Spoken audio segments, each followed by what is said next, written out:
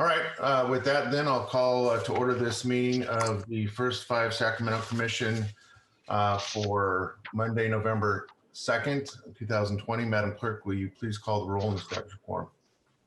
Sure. Commissioner Phil Cerna. Here. Commissioner Donna Sneeringer. Here.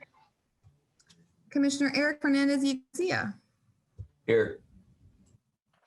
Commissioner David Gordon is out today. Commissioner Olivia Serie. I don't see her. No. Okay, Commissioner Bruce Wagstaff. Here. Commissioner Steve Wirtz. No Steve. Okay, so we have Commissioner Ayanna Evans, who will be voting in Commissioner Gordon's spot today. She's here, welcome. Here, hi, thank you. And Kathy Kosick is here, correct? Yes. So Commissioner Kosick will be voting in place of Dr. Cassidy today. And with that, we have a quorum. I'm here too, Scott Moak. Yeah. Oh, sorry. Moak here. Let me get through the rest of these commissioners. Commissioner Kennedy. Nope. Commissioner Hassett. Commissioner Turner Johnson. Here. Here. Commissioner Ayanna Evans is here. Kathy Kosick is here. Commissioner Porter. Here. And Commissioner Moak. Here. Thank you. Okay, thank you. First of all, I'd like to announce that Commissioner Sneeringer has replaced Christina Elliott. Of course, Commissioner Sneeringer, we appreciate your continued service and look forward to many more meetings with your welcome contributions as always. And then I'd also like to introduce Ayanna Evans. Welcome. Hi, thank you. And she is the alternate commissioner for Dave Gordon. So with that, if you could please find a flag, we are going to issue the Pledge of Allegiance. There we are. It's so small. All right. Ready? Hand over heart. I pledge allegiance to the flag of the United States of America, and to the republic which it stands, one nation, under God, indivisible, with liberty and justice for all. I think by the end of the COVID era, we're all going to be able to recite the pledge in unison, even when we can't see each other. Okay, staff, do you want to issue the Metro Cable playback statement? Sure will. This meeting of the First 5 Sacramento Commission is broadcast live on the Metro 14 cable, the local government affairs channel on the Comcast, Consolidated Communications, and AT&T Uverse cable systems. This meeting is closed captioned, webcast at www.sacmetrocable.tv. Today's meeting will be recorded Wednesday, November 4th at 9 a.m. and Monday, November 9th at 6 p.m. on Channel 14. Right, very good. I do have some kind of rules of engagement that I'd like to read so that all of our commissioners and staff and any of the public that may be listening and participating today understands that with this technology comes some adjustment in how we apply our protocols here for our first 5 meetings. So first I'll discuss commissioner rules. Commissioners will be unmuted upon entering the Zoom meeting, and I ask that you mute your phones until you are called on to speak. Commissioners are encouraged to make comments and ask questions of staff throughout the meeting, but please use your raise hand button under participants when you would like to speak, and I will call you in that order. Please lower your raised hand after you have been called on. Commissioners may see some questions pop up in the Q&A section. Please allow staff to answer those questions as they will primarily be related to making public comment. And then for the public, members of the public entering the Zoom meeting will have the ability to signal that they would like to make a comment on any agenda item throughout the meeting. To be placed on the speakers list for any item, please click on the Q&A button and write your name and indicate the agenda item you wish to speak on. Please type into the Q&A at the beginning of the meeting or as soon as you know you would like to comment so that staff have time to create the speakers list.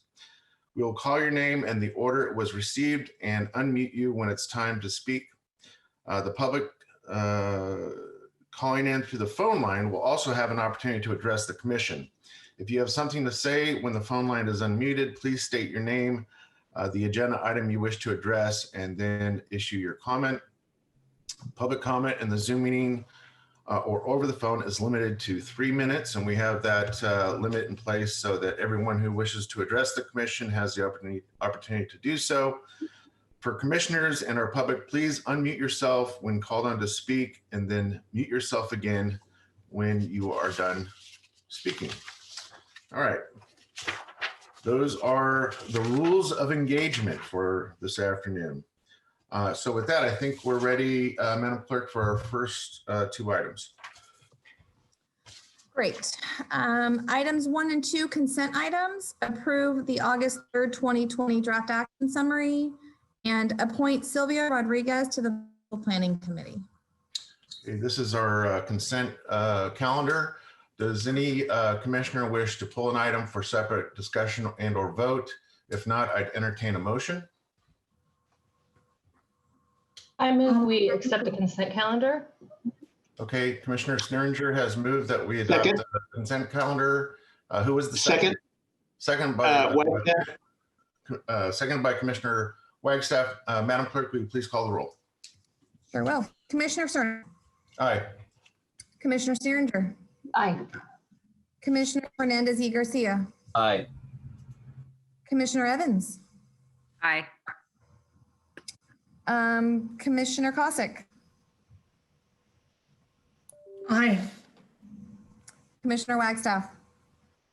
Aye. And Commissioner Wertz. Not here, so Commissioner. Did he leave too? We didn't get that name, Steph. Sorry, Steve Wertz is out, so we need Commissioner Moak to vote. Aye. Motion passes. All right, very good. Thank you. All right, next on our agenda is the public's opportunity to address the commission on any item that's not on the agenda. Madam Clerk, do we have anyone from the public signed up to speak on matters not on the agenda? Commissioner Cerna? Yes. Excuse me, this is Steve Wertz. I've been listening and I'm on the, I guess I'm on the public phone, but I'm having ongoing troubles getting my link to work. So I just want to let you know I'm listening and I'm participating. Okay, very good. Thank you. Sorry. Madam Clerk, anyone from the public wishing to speak on items not on the agenda? We do not have anybody signed up, but I have unmuted the phone lines. All right. Is anyone out there that wishes to address the commission? All right, hearing none. Let's go on to item 4, please. Item number 4, Executive Director's Report. All right, Ms. Galelo. Thank you. Good to see you all. A couple things from the report to highlight today. I sort of broke down into some federal and state budget updates and then just some general first 5 commission updates. And some of you know much more of these updates than I do, so please do feel free to jump in. I thought I would start with the federal stimulus package and the fact that the association did in fact take a support position on the HEROES 2.0 stimulus package, and that it did pass out of the House, but we don't expect the current Senate to bring a legislative vote on this. Now that COVID relief negotiations are stalled until after the election, we think the election outcome will likely determine what the future proposals and negotiations are going to be here. So still more to come on that. As far as the state budget, Some good news, the governor did sign into law 2 pieces of legislation that are really great for kids and families. The first was AB 1876. That is the expansion of the California Earned Income Tax Credit for families. And now those undocumented filers, it expanded to some of the undocumented filers who were not able to participate in prior years. And it also removed the requirement for tax filers to have at least 1 child under the age of 6. So that's really great because there's been some studies that show that even $100 additional or a 3% increase in people's in that average of the annual income tax exposure, it actually increased the likelihood of those families reporting that their children were in very good or excellent health by almost 3%. So a little bit of increase means a little bit better health for the family, the kids in the family. The other bill was an expansion, SB 1383, and that expanded paid family leave and job protections for workplaces that had 5 or more employees. So we're happy about that one too, supported that. And then on the downside, we have the flavored tobacco tax or products ban. So there was legislation in place. SB 793 had been approved, but there's a referendum to undo the work that would ban the sale of flavored tobacco. So they are currently collecting a little bit over 623,000 signatures, and if they do, then that would be put on the 2022 ballot. So until we know those, they have until November 30th to collect signatures. We'll know then whether it will actually kick in 2021 or not. As far as our COVID relief efforts go, we did have some good news with childcare and food banks and diaper banks. So with the recent legislative budget committee and governor's office working closely together to allocate $200 million in funding, with the majority of that, 110,000 going for childcare and 75 million for food banks, and then 15 million for diaper banks. Childcare providers, as Commissioner Sneeringer can certainly tell you, were very hard hit by the pandemic as essential workers themselves. The funding will address some of the additional costs that they've had to incur to keep their doors open, and for serving other essential workers' children. So we're happy about that. Leading up to that decision, First Five staff met virtually with Assemblymember McCarty and his team to discuss sort of what the financial and health impacts are that related to childcare providers. We talked about some certain asks. The association and the Early Childhood Coalition are working on, again, thanks to Commissioner Sneeringer for helping with those and for really providing the background and talking points for us. So we appreciate that. And then those state, the triggers cuts that were going to take effect.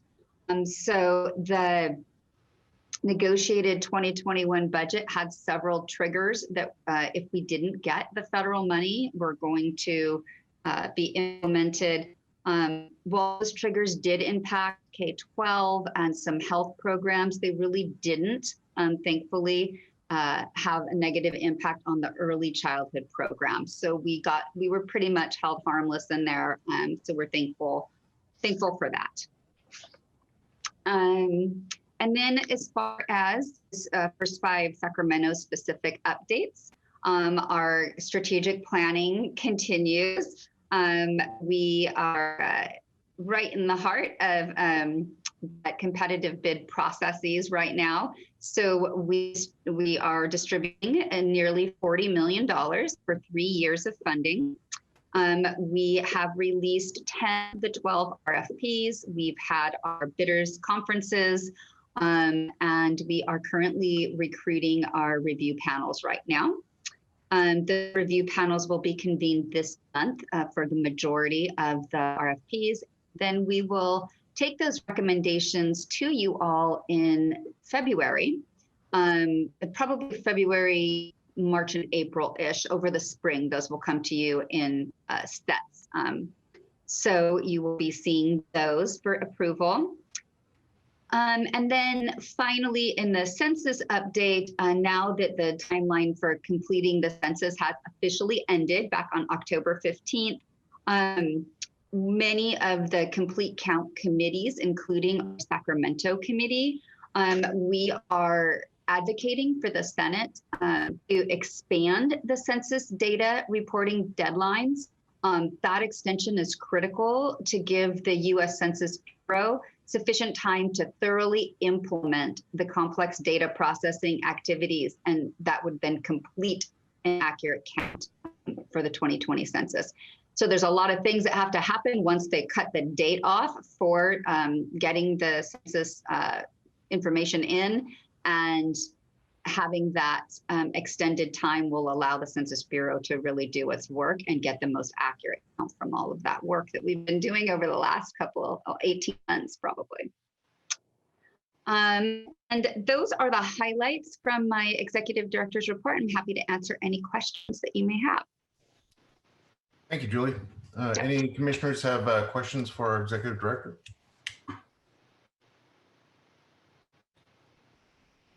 Okay.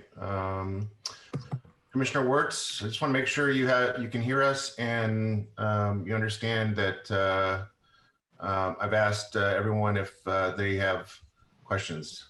I'd be surprised if you don't have a question or comment, quite frankly. My only comment is I apologize for being difficult to get on, but I've heard everything and I'm glad to have listened to Julie's report. And I'm very good. Okay, thank you. All right, next item, please. Item number 5, advisory committee update. I think that Bob was not able to join us. I will go ahead and give that update. We met on October 9th and just did some basic sharing around the table. And then the real crux of our discussion was a presentation that you all will receive toward the end of the agenda, which is the Commission's racial equity, diversity, and inclusion work. So we like to use our advisory committee as our guinea pigs, if you will. We always test run our presentations through the advisory committee, take the guidance, make our minor modifications. And so they did have some great advice for us, which we took and added a slide even. So that was a good, robust conversation amongst them. And really they just are very appreciative of the opportunity to discuss these important topics. So our next meeting is November 13th, and at that meeting, they will get a preview of our efforts to reduce African-American child death. That report was just reviewed in the evaluation committee. We're making modifications to it and working with our evaluators to create the PowerPoint slides. Almost done with that. And so that report will go to the advisory committee, be coming to you all in December. Very good, thank So you. I wanted to add that Bob is on. He just doesn't have a mic, so he couldn't report. So thank you. He says, thank you, Julie. Yeah, you bet. So just a couple of comments from me about that. As I mentioned to Julie during our briefing, I just want to take this opportunity to let the entire commission know that on November 17th at our regularly scheduled Board of Supervisors hearing, I am expecting to bring to the board for approval a resolution declaring racism a public health crisis. And that's something I've been working on for a few months now. seeking input from our public health department and others. I think probably everyone's aware that this summer, a number of local jurisdictions across the country have really taken on the sobering task of articulating for their respective agencies what their commitment is to racial justice and social justice. And that's something that I'm happy to share with commissioners. And if it's going to be the will of to perhaps do something similar, we have something very close to us that hopefully by the time we do that could be an adopted and very clear resolution. So that's the first thing I wanted to make mention of. And then as in terms of the reducing African American child death or Black Child Legacy campaign report back, that is also now scheduled for the board to hear that item on December 8th. Okay, any questions of Julie? Okay, next item, please. Item number 6, Evaluation Committee update. Thank you. This is Steve Wirtz. I first wanted to say I'm really pleased about the resolution, Commissioner Cerna. Both the American Pediatric Association and the American Public Health Association have had similar resolutions. So I'm really pleased to see Sacramento taking the lead in that regard. Back to the evaluation committee, we met on October 19th, and we have canceled our November meeting because we finished our immediate task and have multiple ones in the early of next year that will fit better for a meeting at that time. But on October 19th, we obviously heard our ongoing reports from the Applied Survey Research Group that laid out the agenda for various items coming before the commission. And then we spent the bulk of our time reviewing the Reducing African American Child Deaths report. And I just want to say a couple things on regard to that. I think we had a very good open discussion around the contents of that report. And I just wanted to highlight that both of our advisory committee members, Tony and Robin, played an essential role in reading and providing input into that document. So I just want to highlight the value of that advisory committee, certainly as a partner in the evaluation committee. It was also interesting that Julie and other of Dr. Kay and so on all had input. And for example, we made one fairly substantial addition to the report to incorporate the child homicide component into this report. Often we have not had that because it's it covers a age group beyond 0 to 5, but because it also covers 0 to 5, and as we know, some 40 to 80% of the child abuse and neglect homicides are in the younger group. We felt it was really important to represent that in this report, given the amount of work that's done by our activities to do that. So that was all comes from the evaluation committee discussion and input. And the other thing that we're waiting upon was to see if we can update the data that's going to be used for that report. It's always, we're always waiting upon the most recent data. So the hope is that the report that you receive will have more recent data than the data that we were able to review. But we're fairly certain that the flow of the document and the information will be very similar. So I just want to highlight, I know we're going to see this report at a later date, but a couple things that just give you a preview in a way that I'm particularly noting that of the over 100 families that for the mothers who gave birth, that received services through the Pregnancy Peer Support Program, there were no perinatal infant deaths. And I think I want to highlight that's exactly what we want. That's in addition, there's good alignment of the results with the broader Black Child Legacy agenda and objectives. And just quickly stating that not only does the trend in infant mortality continue to look good, staying much lower than it had when we started, but also Safe Sleep was seeing, the Safe Sleep program saw over 1,000 parents, or around 1,000 parents, and gave out around 500 cribs. And the perinatal education campaign, the unequal birth campaign, is really, I think, a very unique effort that we should be very proud of, to have been built upon community input and to address racism head on in terms of outcomes for African American and moms and babies. So in general, we always have the trouble of getting the most recent data, but nonetheless, the data that we do have continues to support the very valuable contributions that these programs are having.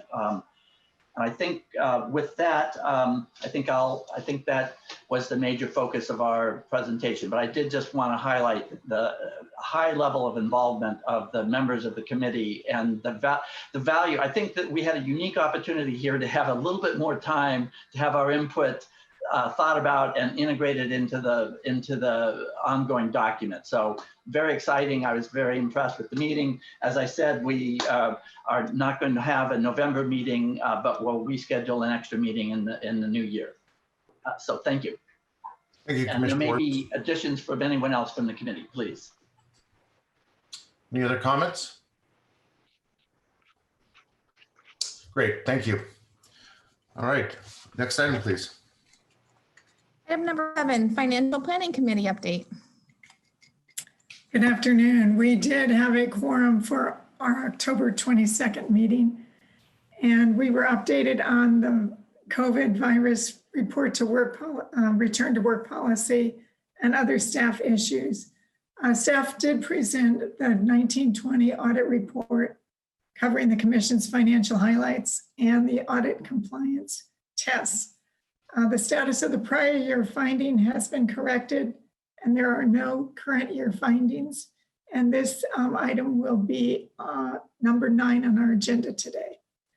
The financial statements for the first quarter through September were reviewed, and the committee did not see any areas for concern, and staff addressed a few line item anomalies. Staff did update the committee on the statewide effort led by the First 5 Association that is reviewing the treatment of Prop 10 funding for the state.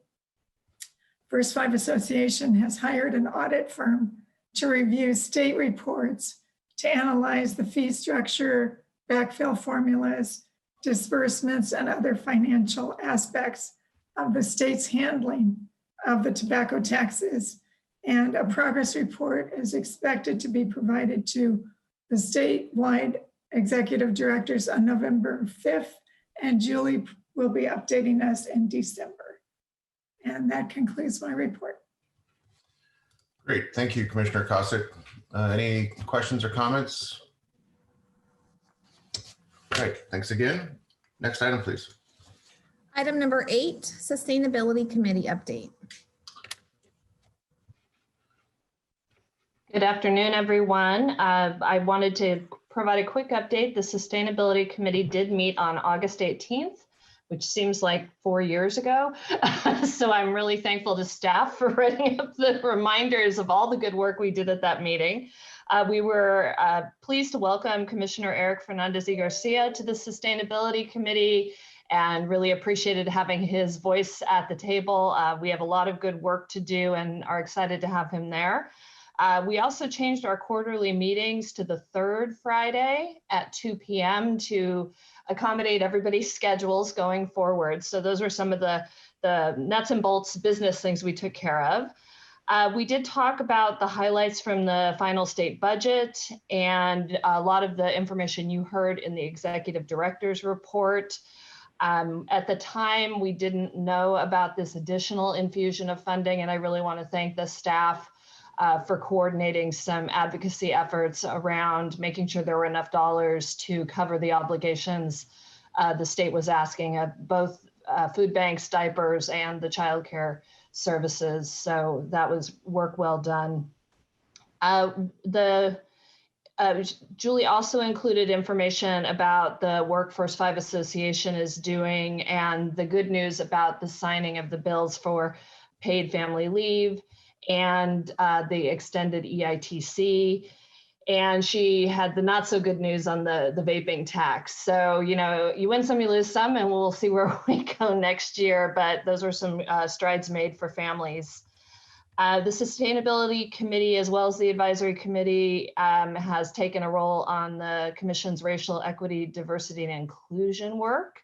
We actually reviewed the language that was included in all of the RFPs that went out with this round of funding, and had a good presentation by Impact Foundry on the contracted work that they're doing with all of our partners in capacity building in this area, as well as their work in sustainability. And we had a very robust discussion about how we can have a unified vision of racial equity and diversity in our work and our inclusion as well, and felt that it was important that we were on the same page as our contractors and we're being very clear about the Commission's goals and the Commission's vision, especially as we were looking at those new RFPs going out. Lastly, the committee is working in collaboration with the Sacramento Business Journal on a family-friendly thought leadership podcast series. And it is a partnership with business leaders and First Five commissioners about how the employers can support families, particularly now with their children at home and them at home and everybody doing remote learning and remote work. I participated in the first recording with RSC, and Lindsay Dunkel did a recording with Safe Credit Union. And we really think this is a wonderful opportunity to have our business community engaged in the conversation around supporting families with young children, and look forward to sharing the final product with you all. Great. Thank you, Donna. And I too had an opportunity last week to contribute to that podcast as well. So it was fun. Yeah, it was good. All right. Any questions for Commissioner Sneeringer or comments? All right. Hearing none, we'll go on to our next item, please. Okay, item number 9, public hearing, review and adoption of the first 5 Sacramento audit for fiscal year 1920. Okay, good afternoon, commissioners. The independent auditing firm of Macias, Genie, and O'Connell, MGO, were engaged to audit first 5 commission financials and for compliance for fiscal year 1920. The audit process began in August and the final report was issued on September 24th, 2020. We have the audit manager, Bunty Kitan, and audit director, Scott Bruner, both from MGO, here to give you the report. Thank you, Eric. Can you see and hear me? If you can confirm, please. Okay, yes. So thank you, everybody, the members of the management and the commissioners for having us here today and providing this opportunity to present the financial report. We completed, as Eric mentioned, the audit on September 24th, which was well before the October 30 deadline. Again, thanks to the members of the management helping us with getting this done on a very timely basis and providing the information way ahead of the deadlines. So with that, we issued different types of report, and I will go briefly over each type of report that we issued. And namely, those are the independent auditors report, which is the main report, the yellow book report, compliance report, and the required communication letter, which is the board letter. So first, the independent auditors report, which is also the main report, we issued unmodified opinion, which is the cleanest opinion or the highest level of opinion, which means the financial statements were fairly presented in all material aspects in accordance with the generally accepted accounting principles. So we did not have any issues with the independent auditors report. The second report that I mentioned is the yellow book report. which is on the page 34 of the financial statements. We had no current year observations or findings. Happy to report that. And management's also successfully resolved the prior year finding, which was related to the medically administrative activity revenue accrual, which was corrected in current year. So no findings in current year to report. The third report I mentioned is the compliance report. So we also provide our opinion on that report, and very happy to report that there were no items of non-compliance that were noted during the audit. The fourth report is the required communication letter, or the board report, that we also completed. And so that report includes items like if we had any issues with the audit, like any difficulties or disagreements with the management, or if there were any uncorrected misstatements. So happy to report we did not have any of that to report to the board and the management here. One thing in that required communication letter, we made a disclosure about the significant disclosures, which is related to the pension and OPEB items, which is also in note 5, which is in page 18 of the required communication letter, and note 6 of the required communication letter, which is in page 22. Those are the significant disclosures which are in the report. No new GASB pronouncements in current year, as those were deferred due to COVID by GASB.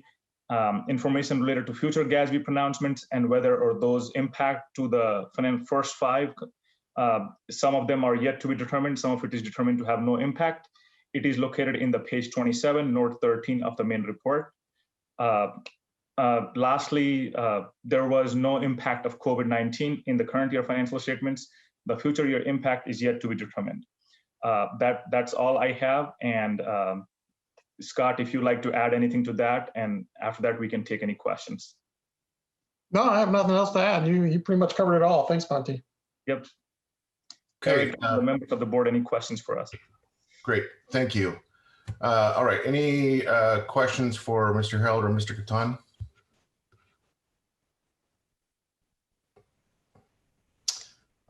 Not hearing any. Okay. This does require commission approval. So at this point, well, Madam Clerk, do we have any members of the public signed up to speak on this item, first of all? We don't have anybody signed up to speak, but I will unmute the phone lines. Okay. Allow. All right. Callers, if there's anybody that would like to speak, please unmute yourself and state your comment.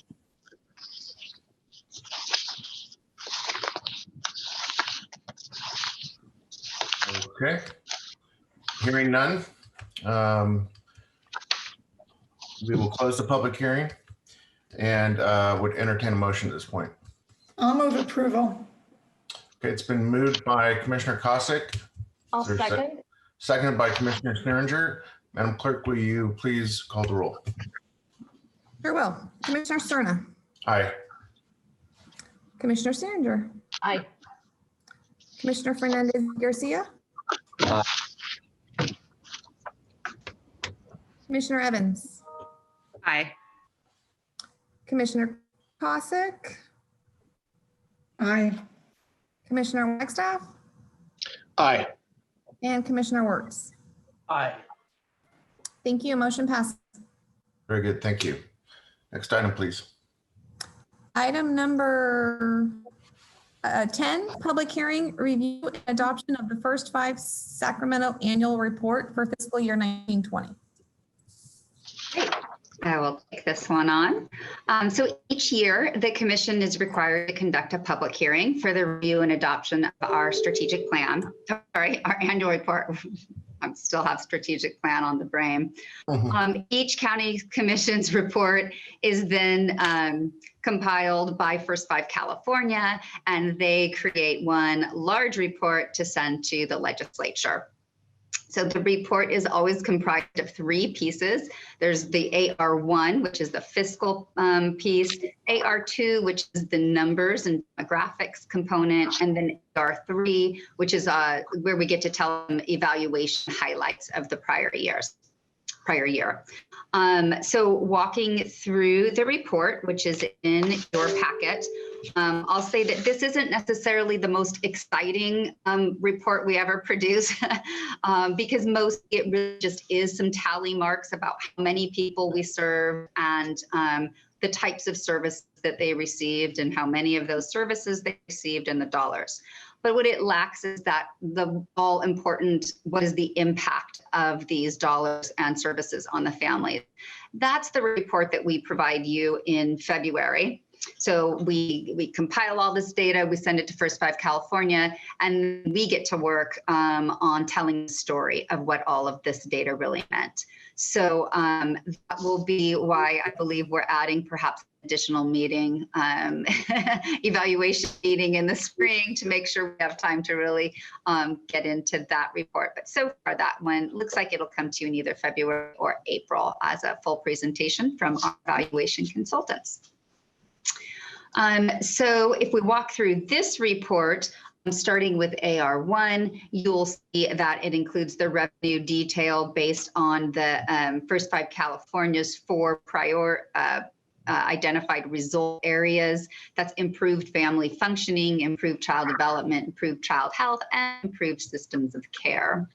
One note on the report, you'll see that there are some things that look like they not applicable. And that's just a challenge that we have in that the names of our programs, we're allowed to type them in so we can see them in there.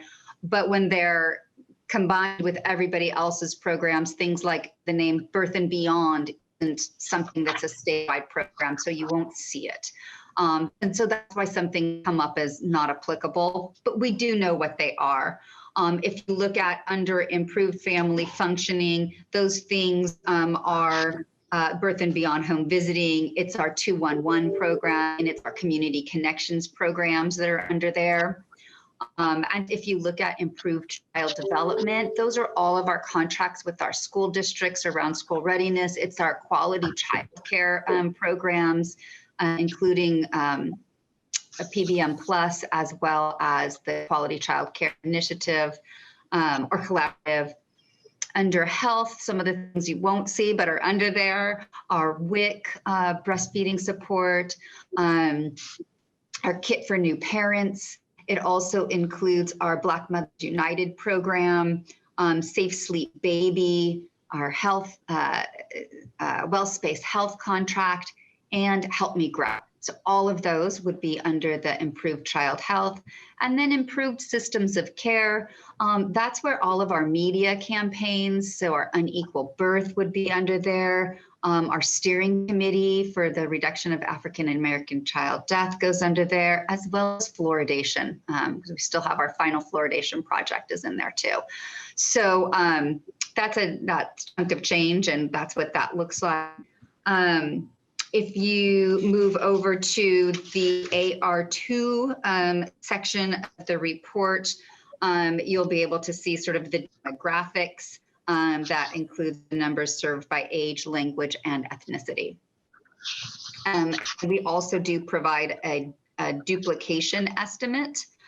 So we do think that maybe we have we're moderately confident that we only have a 5% duplication. And that is really because of our current data system and tracking individual client level data across multiple programs. So we're one of the commissions, I think, that is pretty confident about our duplication.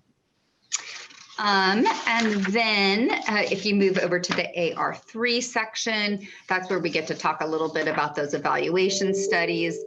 This year, we've included the outcomes from Birth and Beyond, which you all received a full presentation on earlier this year, but we dropped it in here as one of our highlights. And then we also did discuss the highlights from the 2 smaller studies that we did in school readiness around developmental screening and family engagement. So we took a deeper dive into those 2. That really helped it helped us to know that we needed to make some somewhat immediate tweaks on some of the programming, just around quality assurance, quality improvement. And then it really informed us for moving forward with the the RFA. Some really specific things that we wanted to make sure got in there because they were being successful in some of the school readiness districts. So that's what we use those studies for. So very helpful information to have. And that is my report on the report. But I'm happy to answer any questions you might have. Great, thank you, Julie. Any questions for our Executive Director? Commissioner Cerna? Yes, Commissioner Wirtz. Thank you. I didn't raise my hand. I'm troubling to find it, but my hand. Excuse me. Two brief comments. One, as we know, the individual unique counts still don't fully represent the coverage of our first 5 programs and activities. And I always want to highlight that because there are so many other things in our hospitals and our fluoridation and our media campaigns that aren't necessarily reflected by those individual numbers, but are just, well, are as important to look at. Then secondly, I just wanted to say I was really pleased to see the 2 examples of the evaluation work that were included. Getting in there the detailed evaluation of the Birth and Beyond program was really, I was really pleased to see that. And we had the 2 deep dives on our program pieces. So those, I think, do a great job of reflecting some of the evaluation work that this commission does that I think is of high quality. So I'm just pleased to see that. Great, thank you. Any other questions? Mr. Chairman? Yes. Mr. Chairman, I'm not raising my hand correctly either. Sorry about that. Just a quick question, if I could. Yes, please. Julie, in reading your summary, your cover summary, it indicates the fiscal year ended with a fund balance of $28 million. How does that compare to previous years? I believe we ended up using about $4 million of our fund balance. Eric probably has that number like ingrained in his head better than I do, which was a couple million less than we thought we were going to need. So we ended up coming out a little bit better as far as having to take money from our reserve. So we ended with 28. We thought we might have about 26. So that really helps us sort of further out. If you look at the 10-year financial plan, going into the 2024 strategic plan period, we have right now about a 17 or 18% cut. So sort of anything that we can save along the way by building fund balance and reserve just means that it's less steep of a cut that comes in our next strategic plan period. Does the state require you to maintain a certain fund balance? Good question. The state does not require it, but many commissions operate, have policies that they operate with anywhere between a 3-month to a full year's worth of reserves. In case of anything coming down, we've seen such huge variation in our revenue when things like Prop 56 happen or a vape tax happens. So many of us, we don't fund year to year. We actually fund in 3-year or 5-year cycles. So having that reserve allows us to make longer term commitments to our providers and ensure that we've got cash flow and we can pay our bills and shut things down if something horrible were to happen, or just gradually decline, as we know that we've been doing for the past 6 years. Thank you. You're welcome.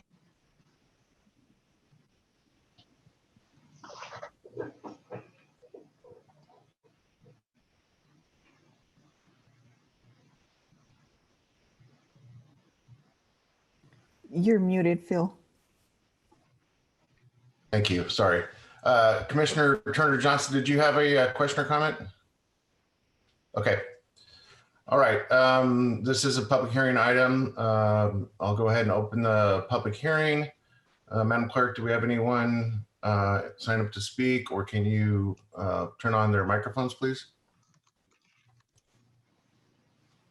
We do not have anybody signed up to speak, and callers, we have 2 callers. If they wish to make a comment, please unmute yourself. Any comments from the public? Okay, hearing none, I will close the public hearing and look for a motion. I move acceptance of the annual report documents. Okay, it's been moved by Commissioner Wirtz. Is there a second?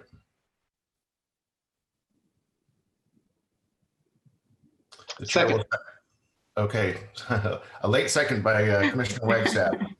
Madam Clerk, will you please call the roll? Commissioner Serna, Aye. Commissioner Searing, Aye. Commissioner Eric Fernandez Garcia, Aye. Commissioner Evans, Aye. Commissioner Cossack, Aye. Commissioner Wagstaff, Aye. and Commissioner Wirtz. Aye. Thank you. Motion passes. Very good, thank you. Next item, please. Item number 11, approve the 2021 commission meeting calendar. Great. So each November, the commission looks at the calendar and approves its meetings for the next year. So I will try to share my screen and show you what that looks like. Yep, we have meetings scheduled for 2021.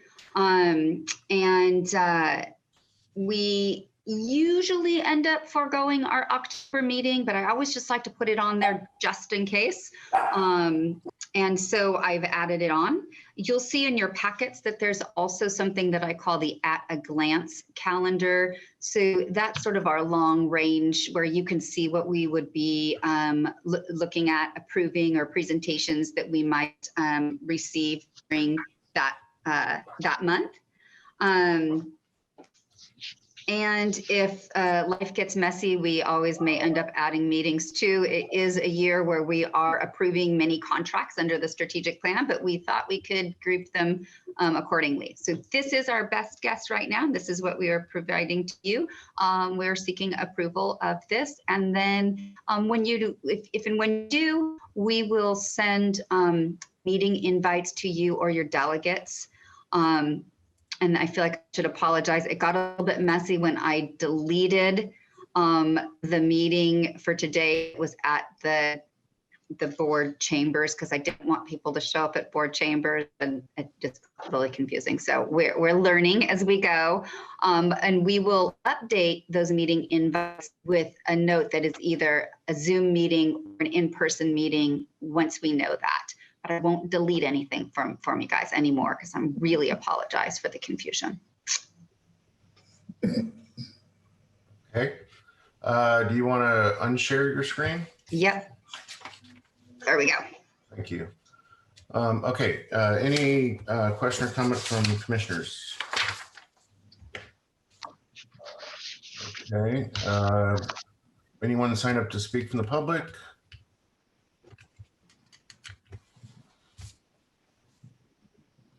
You're muted, Carmen.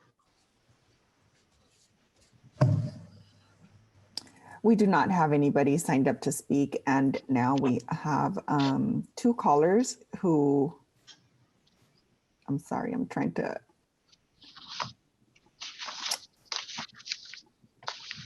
Can unmute themselves if they wish to address the commission. Okay, anyone from the public wish to address the commission on item 11, approval of the 2021 commission meeting calendar?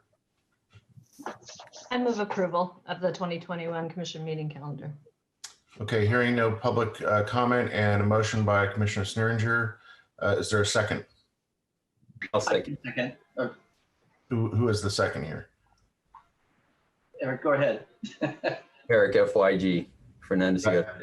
FYG, okay, that's how you're going to be referenced from here on out, FYG. It's easy to remember, EFYG. It's All right, seconded by FYG. Madam Clerk, will you please call the roll? Well, Chair Serna, Aye. Commissioner Staringer,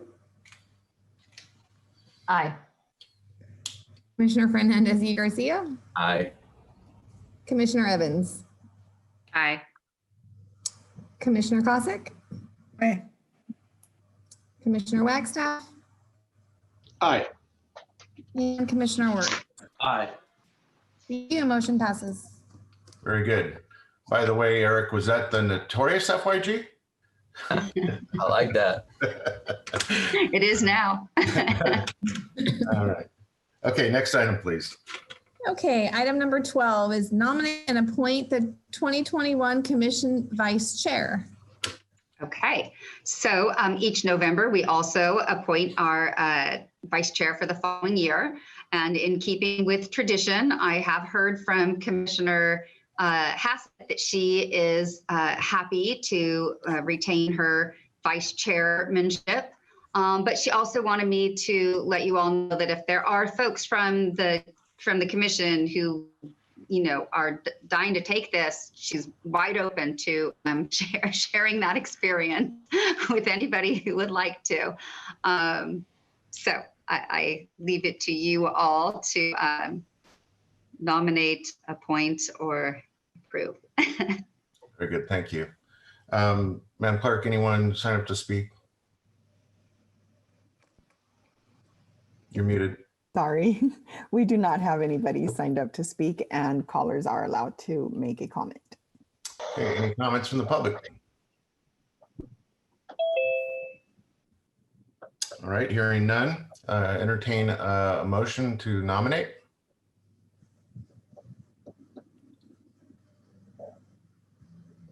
I move to nominate Commissioner Hassett to continue in her role as vice chair of the commission. All right, Second. and seconded by Commissioner Wirtz. This is what happens when you're not here, right? Yeah. I was saying, she's not here, she gets the job. All right, Madam Clerk, will you please call the roll? Sure will. Chair Cerna, Aye. Commissioner Steeringer, Aye. Commissioner Fernandez y Garcia, Aye. Commissioner Evans, Aye. Commissioner Cossack, Aye. Commissioner Wagstaff, Aye. Commissioner Wirtz. Aye. Thank you. Motion passes. Very good. And congratulations to Beth in absentia. She's been a wonderful vice chair, and we thank her for that service. Okay, next item, please. Item number 13, presentation for 5 Sacramento race, equity, diversity, and inclusion efforts. Great. Well, I do have a PowerPoint to share again, so let me do that. Okay. See if we can make this happen here. There we go. Okay, great.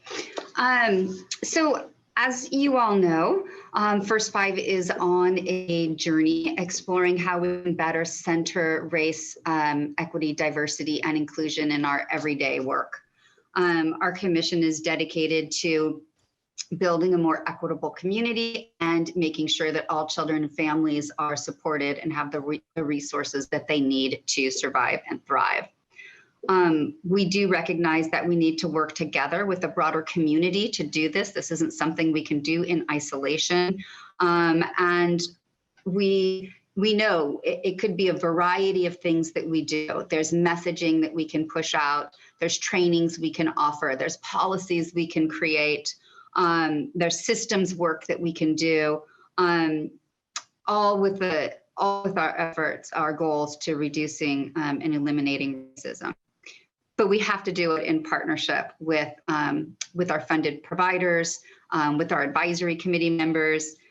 Today, we have the opportunity to have a pretty robust conversation about what those efforts should look like. You will hear a little bit about what we're already working on, just to have some context for that. And then there will be an opportunity at the end of these slides to have a discussion on and provide staff with some guidance on where we should go next. I thought that I would start with a slide on just the impacts of racism on children and families. I won't spend much time here. You all know what these are. But we know that racism is the root cause behind many of those health disparities that we see in Sacramento and across the nation. And simply put, it's stressful to live in an environment filled with microaggressions daily and structural racism in place. So that chronic stress leads to actual changes in hormones that cause inflammation in the body, which is a marker of chronic disease. Racism also affects children's mental health, and children targeted by racism have higher rates of depression, anxiety, and behavioral problems, and experiences of racial discrimination make children feel less connected and less worthwhile. Additionally, racism, as we know, leads to higher levels of maternal depression and anxiety. As we've shared in our Unequal Birth campaign, it leads to poor birth outcomes, both for moms and for those and for their babies. And let's see. The most common understanding of racism in our country is fairly limited to that interpersonal level of racism, but there are, and that's that personal prejudice or intentional bias in an individual that interacts with another individual. But there's actually 4 levels that are generally acknowledged, 4 levels of racism. Internalized racism, that's comprised of our private beliefs and biases about race and racism. It's influenced by our culture. This can take different forms. Internalized privilege among white folk, which is the belief of our superiority or our entitlement, and internalized oppression, which is negative beliefs about oneself by people of color. Interpersonal racism, as I mentioned, is that intentional bias that occurs when individuals interact with each other. And then institutional racism refers to the unfair policies and discriminatory practices of particular institutions like schools, workplaces, hospitals, to name a few, that routinely produce racial inequitable outcomes for people of color, advantages for white people. And then finally, structural racism. That involves the cumulative effects of societal factors, including history, culture, ideology, and interactions of institutions and the policies that systemically privilege white people and disadvantage people of color. I'd say systems probably play the most significant role in the contribution and the perpetuation of negative, predictable outcomes for people of color. So, what are we doing about it?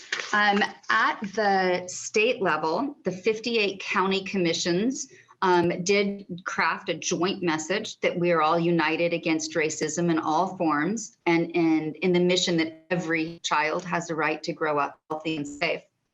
And in response to that, a universal desire that came from all 58 county commission staff, the association created a Ready Work group to spearhead statewide anti-racism discussions.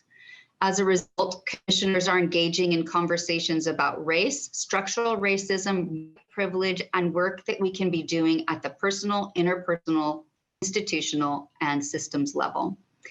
In July, the association convened a virtual gathering for not only the executive directors, but also our key staff. And for many of us, it was the first significant conversation we have had about race in a work setting ever. And it was pretty profound.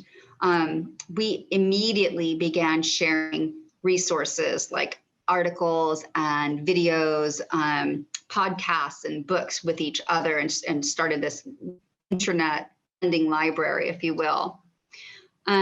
Shortly thereafter, the association sent out a survey to all 58 counties and asked us, how best should they expand this initial discussion? And based on that survey, the association is hiring a Ready consultant. And in fact, one of our staff is on the recruitment team or hiring team for bringing that consultant on board. That consultant will be in place to lead in December, we're having our annual summit, and it will be virtual this year. And a huge portion of it is going to be dedicated toward this ready work. So it's really nice for each of the commissions to have this higher level association, technical assistance, and just a place to go to share information and learn more. And now I want to spend a little time talking about what First Five is already doing. So, the commission has been truly been funding with an equity lens for many years. In 2013, we began investing in programs to decrease the disproportionate deaths of African American children. We acted as the catalyst that eventually brought the county in for funding Black Child Legacy campaign in 2015. And even when we were faced with a 25% reduction in our 2021 strategic plan,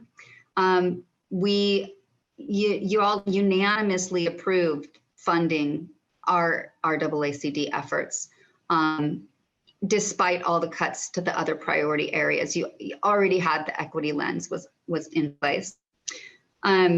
As Commissioner Sneeringer mentioned earlier, we added language on racial equity into not only the strategic plan, the implementation plan, and then those competitive RFPs that went out, just giving everybody a heads up, this is important for us, and that there's an expectation that those funded partners participate in the opportunities that we'll provide along the way.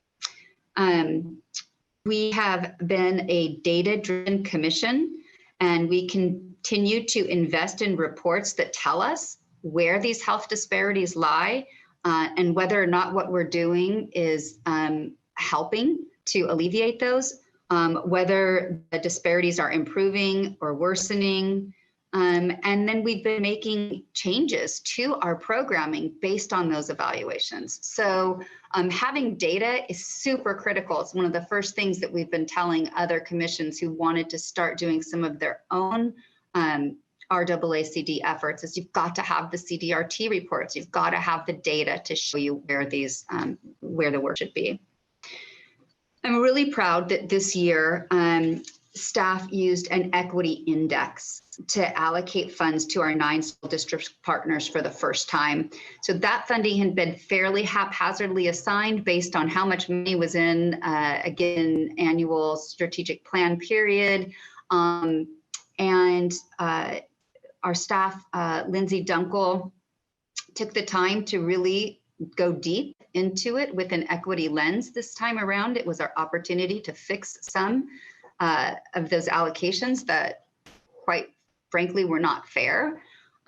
So each district received a base allocation that was built on 2 points, how many incoming kindergartners they had, as well as the overall percentage of those students who were on free and reduced lunch. So we looked at numbers and poverty across the board for all 9 school districts.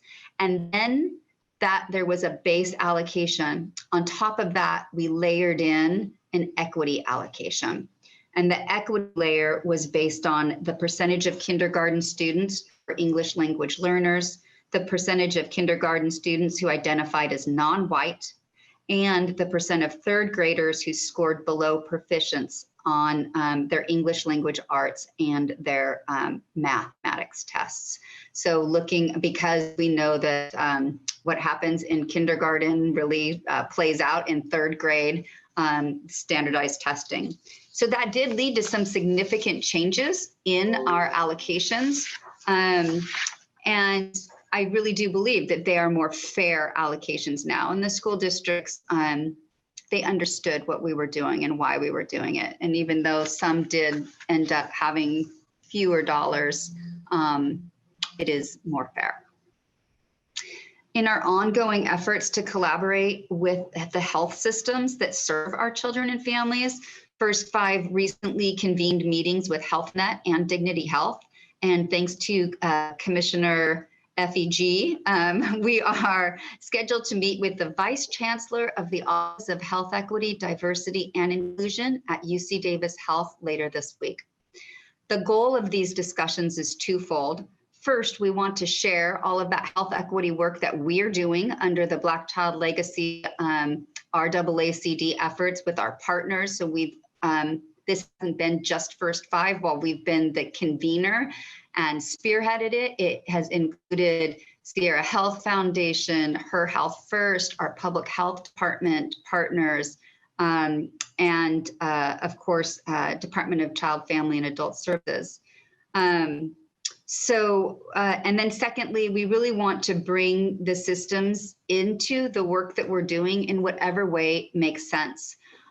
So we've let them know that there's openings on things like the steering committee to reduce African-American child deaths. We have openings in our maternal mental health collaborative.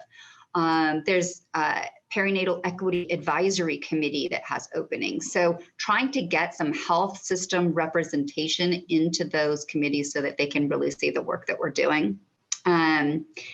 We would love to have them come in as co-funders with us. HealthNet has provided some money for cultural brokers early on, and we're hoping if that's an opportunity that some of the others would as well. And we really want to help them with policies, things that they could create for their health and hospital systems that could improve the outcomes for the African-American women served by them. And then finally, in May, we contracted with the Impact Foundry to provide an array of technical assistance and training opportunities, not only for our funded partners, but for staff and commissioners and our advisory committee, because we're all on this journey together.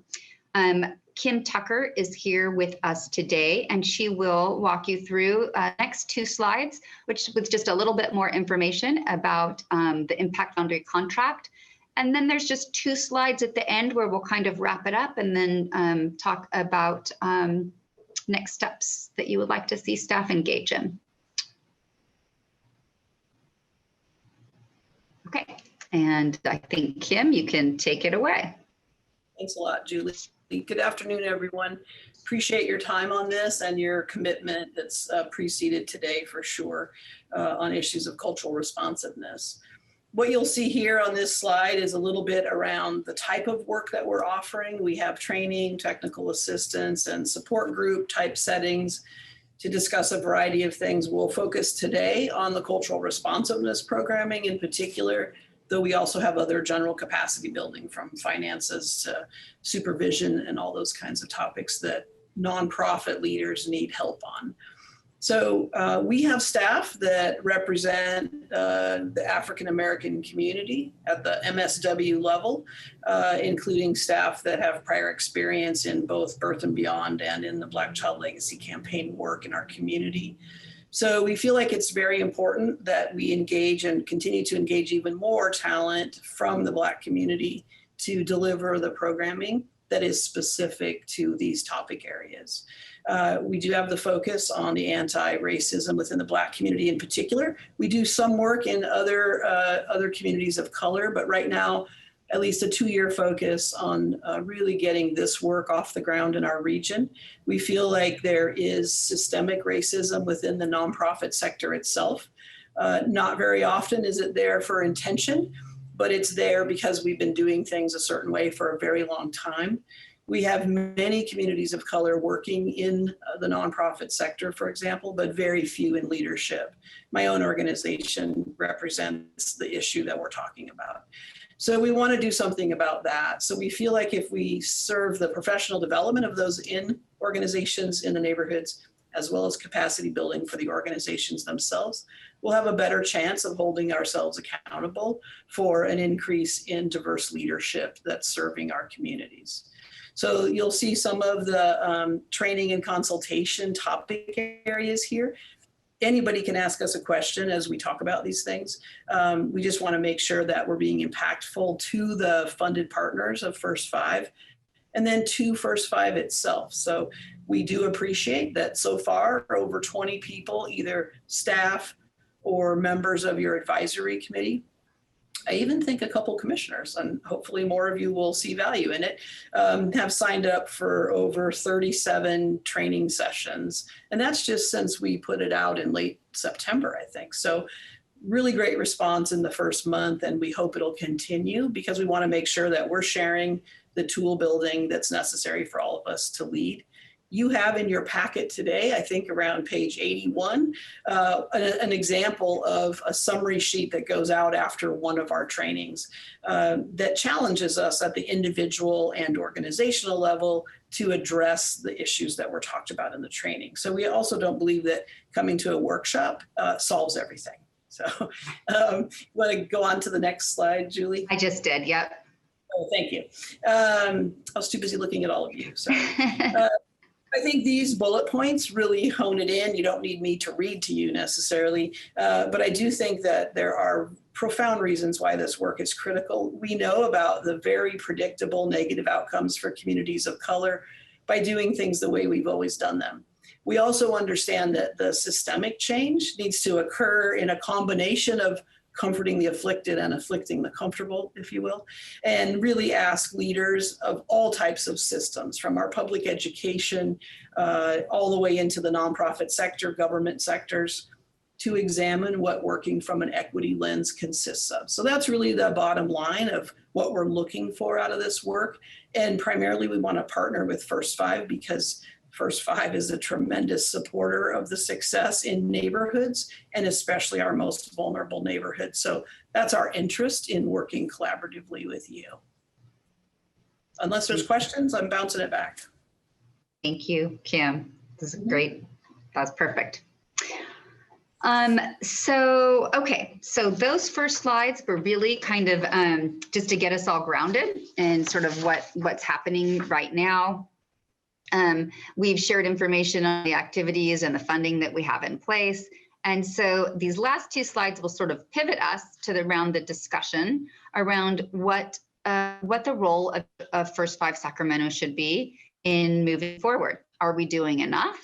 Are there additional messages, policies, or activities that we could take on in 2021? And as the commission works on issues related to racial equity and cultural responsiveness, we have, that desire to have that shared vision with our partners. So just always keeping our partners in mind, it has to be both internal and external. And then, so for our next steps, we've asked you basically to do something that we don't really have you guys do a lot of, which is just take us some time to talk amongst yourselves and to provide us with some direction. Chair Cerna had mentioned that he's working with the Board of Supervisors on a resolution. Is that something that the commission is interested in doing? And we could certainly create one. It's basically your opportunity to tell us how we should move forward in 2021. So with that, I'm going to stop talking and turn it back over to Chair Cerna. Great. Thanks, Julie. Thanks, Kim. Yeah, I think the way this has been laid out for hopefully a productive, engaging conversation is really great. And I want to congratulate you on a good architecture here to promote discussion. I will also, in addition to what I said earlier about my intent at the Board of Supervisors in the coming weeks here, in terms of the resolution that we'll be considering, I also too want to let commissioners know that in a different capacity in which I serve on the California Air Resources Board, a couple of weeks ago, we actually adopted a resolution there explaining our commitment as an agency and a board to racial equity and social justice. That was a multi-month effort and one that really included a lot of input from board members, something that the chair of that board, Mary Nichols, tasked me with, given the fact that we have had recently become very aware of some very valid concerns internal to the agency by our African American employees when it comes to their valid perspectives on treatment and behavior by others. But also, as Julie mentioned, I think whatever it is that we do, whether we move forward initially with a resolution or some other instrument to document what this commission's commitment is, I think we have an obligation to look internally to ourselves, but also, of course, how we value that commitment relative to our engagement with CBOs and all other, partners that we have and that we enjoy working with here in our community. I will say that if it is the will of this commission to explore the prospect of a resolution, that should absolutely not be viewed as a one and done exercise. This is not about resolutions, quite frankly. This is about articulation of what our commitment is. And a resolution simply is the first step, quite frankly, and an expression of what we value and how we intend to function with that value set in place and with the understanding of the broader community of what those values are. So that's what the real purpose of a resolution is, at least in my opinion. And so, while we might all rally around something like that and think it's the right thing to do, the good thing to do, that's appreciated. But we all should come at it with a common sense that it's the first thing that we'll be doing, not the last thing. So with that, I open the floor up for discussion by commissioners. Mr. Chairman? Yes, Commissioner Wagstaff. Yeah, sorry, I'm still not getting the right way to raise my hand here. I apologize for that. But Julie, thank you for that very good and important presentation. And I was just looking over your notes. It just seems to me that with the RFPs you have out now, and you've made repeated reference to that, I know that's a lot of work, but that's certainly an opportunity here, I think, to bear in mind the information you just presented to the commission and an opportunity to further your efforts to make sure that we're promoting racial equity in what we do. So if there's any way we can help you with that, please let us know.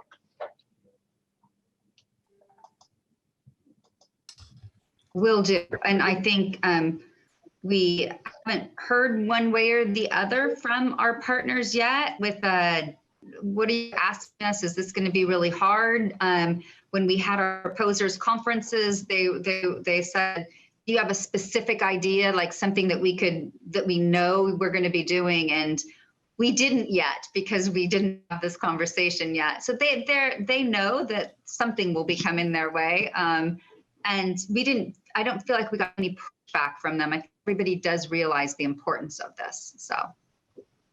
Thank you. Bill, I had my hand up. I don't know if you can see it. Go ahead, Commissioner Turner-Johnson. Thank you. First of all, I just want to congratulate the commission and those involved in creating this initiative. And everyone, I think, on this commission understands this is not something that we take a short action and it's over. It's ongoing for as long as any of us, I think, can step forward. And so first of all, that. Secondly, that I want to collaborate and be involved and support in any way that I can. Some of you may know that about 4 years ago, I formed a nonprofit in Grantland Johnson's name, my husband, and late husband's, and it was his vision, but it's now almost 5 years, and the first cohort has graduated by Zoom in August, and we had Dr. Angela Davis, who was a dear friend of Grantland's, who was our keynote speaker. And I want to say that we just had so many wonderful community leaders from here and in the region that have participated, that have flown in from Portland and LA, all of them activists in one way or another. I won't bore you with name dropping at the moment, but I do want to say this.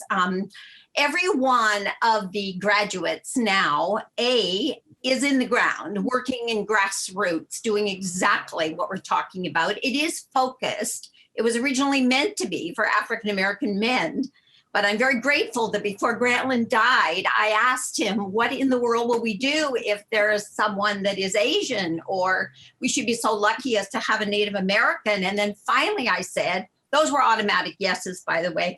But I finally said, what if it's a woman of this eligibility that would not be able to access this? And of course, he knew the answer he needed to give, but it took a moment before he said, absolutely.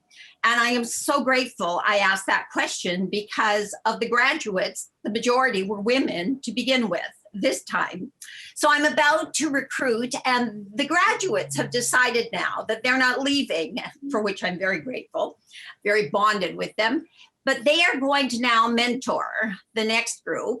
And my intent all along has been to do research about grassroots, diverse, transformational leadership development. So Kim, I underline what you were talking about with leadership. I have my doctorate in leadership and learned so much more when Grantland was doing his through USC, because the literature had expanded such. It is so terribly important that we have the voices and the people at every table, because I immediately looked around at us and the people that we're putting together to lead this, and this is not how it should look, you know? And so I just want you to know that I'm deeply involved in this, that I hope by January, with renewed funding from another foundation, the endowment's been very good to me, but now I'm on to another, that I'm going to quit teaching and only do the Grantland Johnson Institute of Leadership Development. So please know that I want to be involved for a long term in any way that we can collaborate. Thank you. Great, thank you. Any other comments by commissioners? I think Chair Cerna, my hand's up, if that's okay. Yes, please, Commissioner Moe. Joining you from the car. I guess I so appreciate those comments from Commissioner Turner Johnson. I mean, those of us that got to know or watch Grantland for all those years lead by example was tremendous. Probably one of the highlights of my career for sure. Just three things I would say, because Kim Tucker actually is the one that taught me always have it be three things. One is the longer we could keep Kim Tucker, Impact Foundry, and her team engaged in this, I feel like we are setting ourselves up for success. So there are a few people who I respect more in the field on this topic and others than Kim, and trust that despite her and my whiteness, she knows the right questions to ask, knows the right people to talk to, and gains consensus like nobody I've ever met. So that would be one. I appreciate, just like Commissioner Turner Johnson and Kim's recommendation around leadership. I know that in one of my day jobs at the Sac Republic, we have started intentionally changing our business practice to be far more inclusive than we've probably ever been before. And again, using that word intentionality.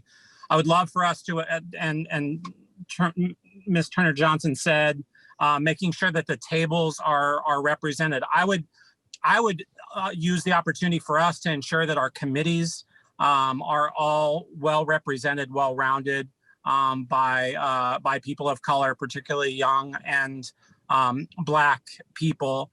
That would be one of my recommendations, is just that we're using a lens to ensure that seats are filled with those folks. I would also wonder if an opportunity to begin some kind of internship program for young African Americans, future leaders in our community, if there's an internship opportunity through the county, through First Five, that they could start to be connected to that work, to see leadership in action, and to learn what it looks like. I'm truly moved by some of the work that's being done by Jovan Agee in the community, Kim and others around this notion of leadership and setting young, especially Black men and women up for success. So those will be my three recommendations: is keep Kim around, ensure our committees are beyond equitable and diverse in the way that they should be, and potentially some kind of internship program that's run from First Five. Let's bring 2 young people in of color and let them truly take part in the process. Great, thank you, Commissioner Moe. Others? I was just going to add, I appreciated your comments, Phil, about this. If we decided to do a resolution, that it would need to be just a first step. And I do worry about doing something big like that and then having it fade away as we move forward with our work. That was why I was so encouraged with the inclusion of the ready language in the RFPs that went out. And the only benefit I could see, or the major benefit I could see to doing a resolution, is it does continue to underscore our public footing about what our vision is for an equitable community, for racial diversity, for inclusion. And the more that we are vocal about it, the more we will hold ourselves to that standard, and the more we will be reminded as we look at allocation of funding, which is going to be coming up, or people joining committees, that we're really thinking through representation. The last thing I would raise is kind of piggybacking on Scott's comments about our committees. We do have open committees. The members of the public can join, but maybe we should consider community seats on some of our committees to try to bring people in who may not be appointed commissioners, but certainly are in the community, have their finger on the pulse of what the needs are of their community, and just quite frankly, to build a bench for all of us who won't be commissioners here forever, so that there's a group of people who are ready to hit the ground running, and people of color being a priority in all of that. Great, thank you.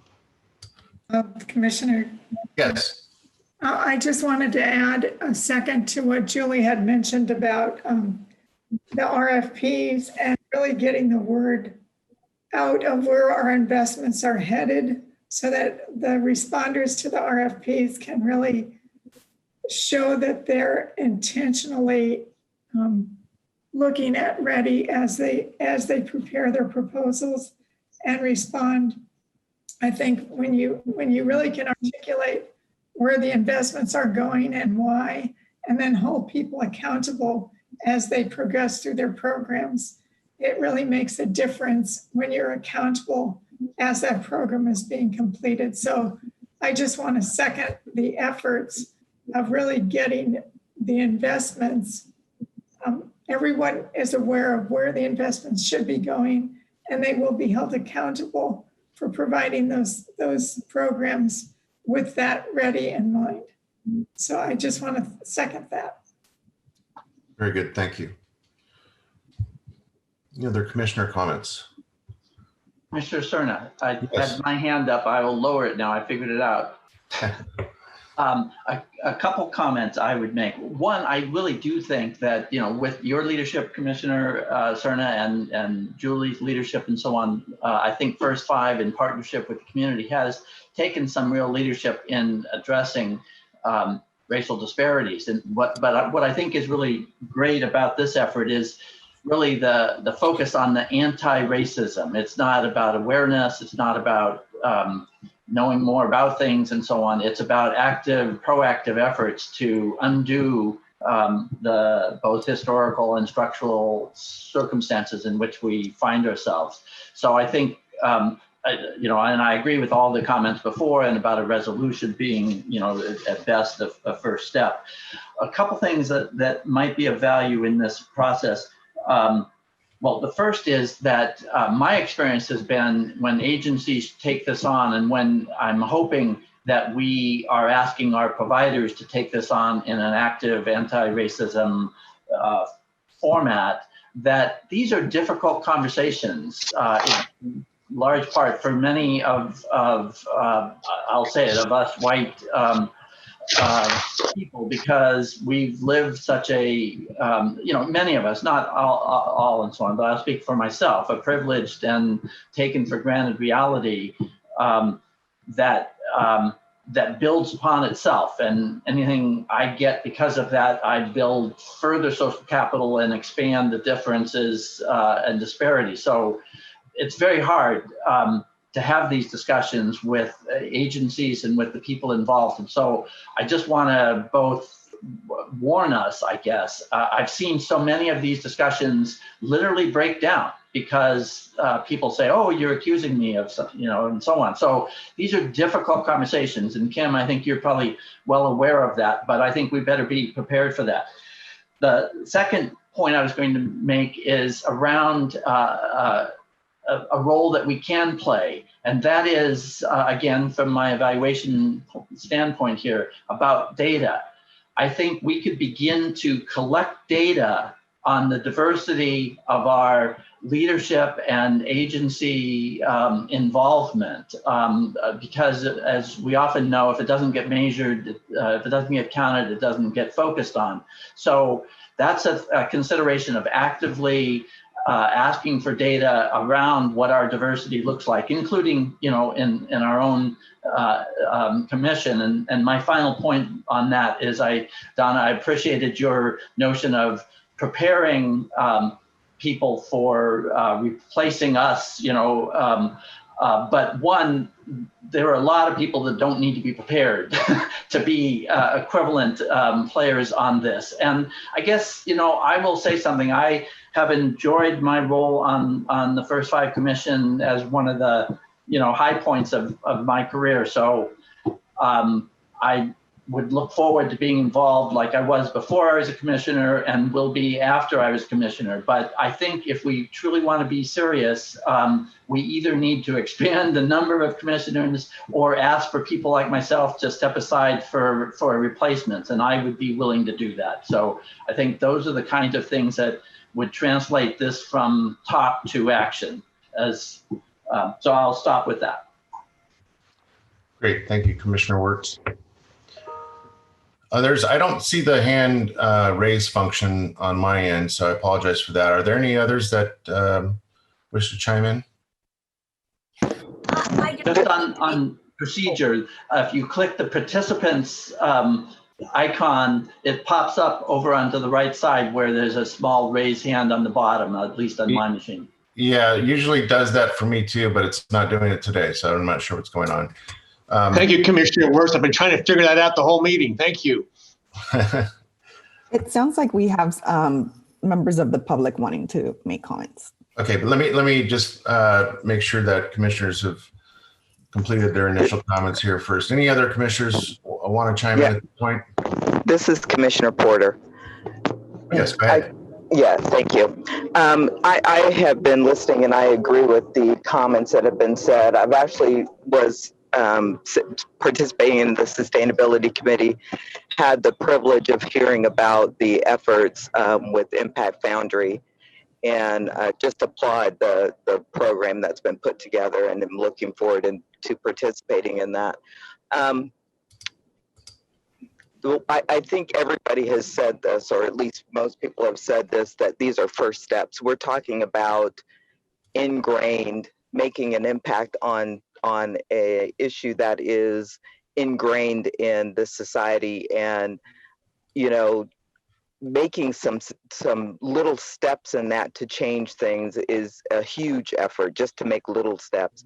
What I think I'd like for us to maybe help identify is, what are we hoping we see? So we're doing things, we're taking action, and I agree with all the action that's been taken and whatever else we do.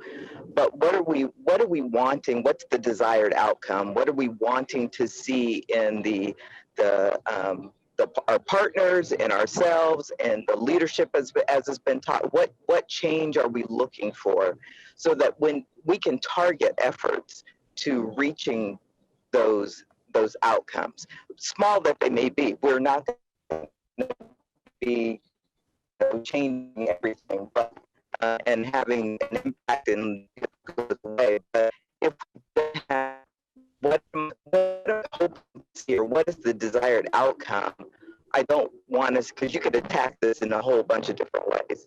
I think it would help us target. I appreciate everything that's been said and appreciate the efforts that this commission has made.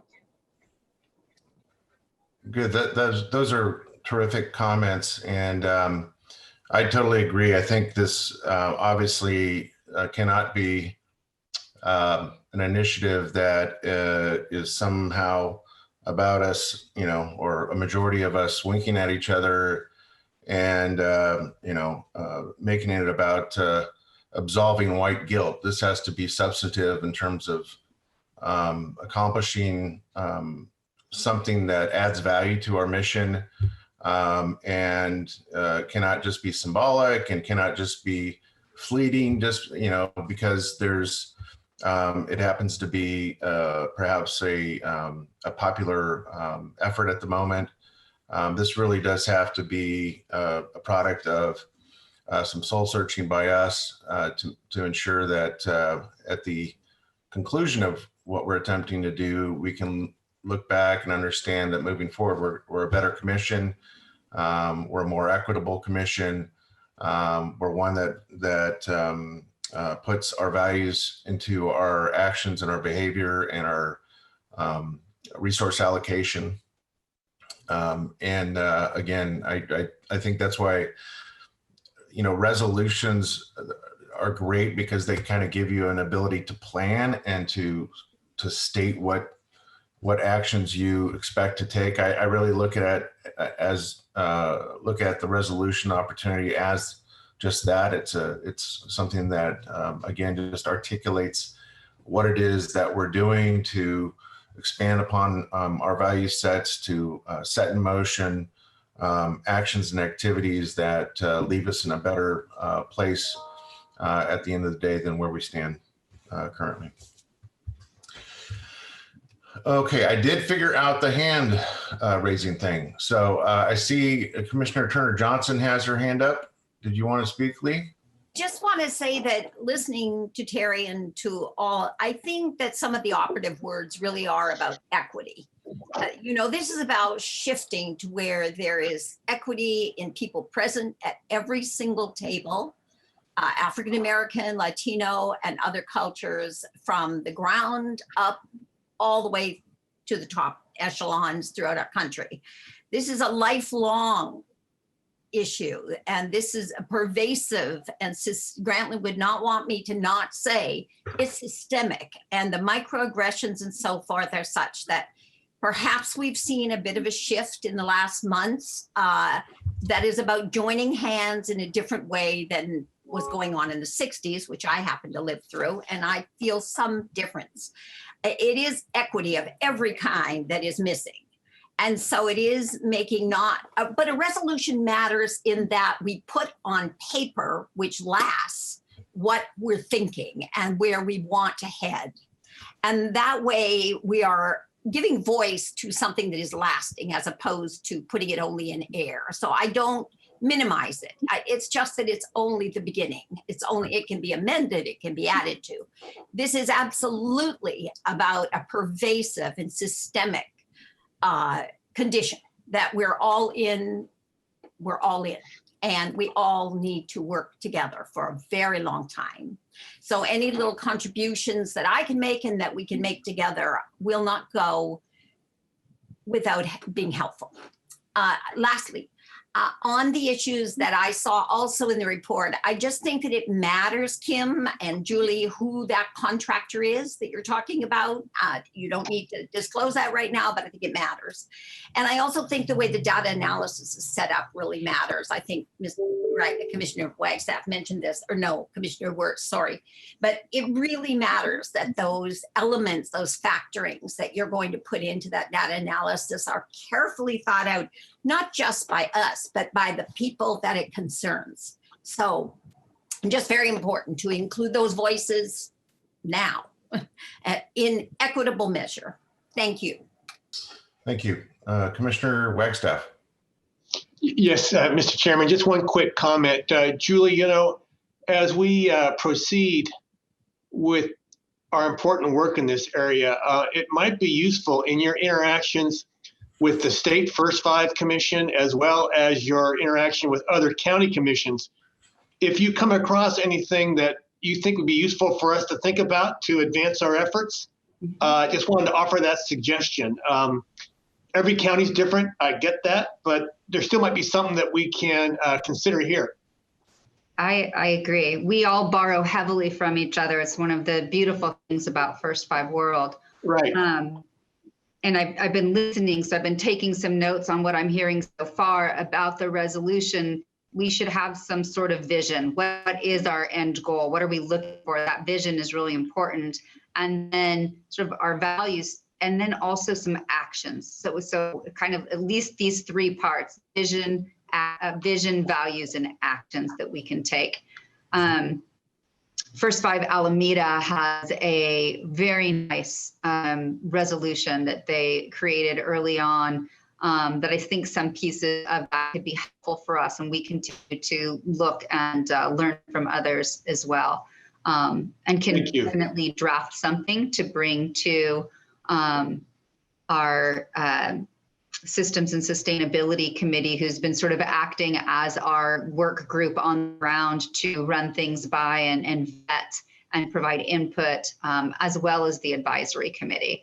So I think we have some folks that could get in and get deep with us into it, and then bring something forward to the commission for consideration in the future. We might want to wait till after the December staff summit, where we're really be learning a lot more about all of this and what everybody's doing. I think that it could be something to bring forward in like February or March of next year. But we can start it. On the subject of exploring and understanding what others have done around this subject, I would also point out too that I have been serving as chair of the National Association of Counties Health Policy Committee, now going on the second year. And we have a growing library at the association of counties across the country, over 3,000. Not all of them have done this, but many have. But we have a growing library of resolutions that counties have adopted on this, whether it be declaring racism as a public health crisis, or establishing racial equity and social justice as a priority commitment. So there are other outlets, is my point here, that we can look to see how that those visions and actions and value sets have been explained and articulated. Okay, any other commissioners before we hear from the public? I'll just add to Julie's list of things, outcomes. So, actions and then outcomes, I think, are the important key to that. Yeah. Short term, midterm, long term. Good, thank you. Okay, Carmen, do we want to open it up then? Yes, we have two callers and they are able to address the commission. Just unmute yourself, please. Okay. Any comments from the public? This is your opportunity to address the commission.